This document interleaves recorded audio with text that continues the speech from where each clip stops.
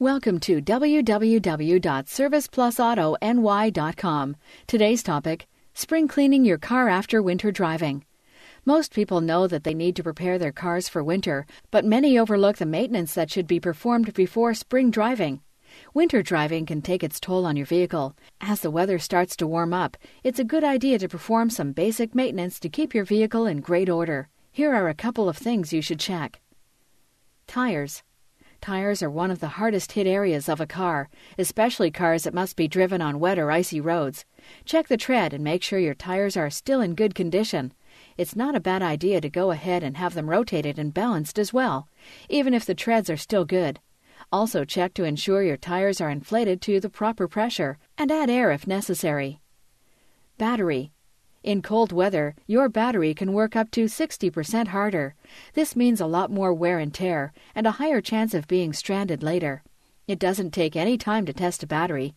If you don't have a battery tester at your home, most auto parts stores will test the battery for free. Suspension.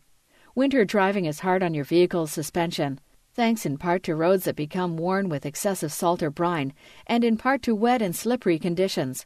Potholes pop up more frequently in colder weather, and they may be hard to spot when it's snowing or icing outside. An out-of-whack suspension can lead to bigger issues down the road, so check this once the cold weather has left for the season. Brake system. The brake system is one of the most vital components to your safety when driving. Winter weather can wreak havoc on this system too. Check the brake fluid levels, pads, hoses, lines, and parking brake. If the fluid is low, it can be a sign of a leak or excessive wear. Replace any pads that are worn. Hoses or lines that look brittle or are starting to crack should also be replaced. Belts. Belts and hoses are typically made with a rubber-type product. Even the best maintained vehicles are prone to belts cracking or hoses snapping in very cold temperatures. The rubber can become brittle and weak when it's cold.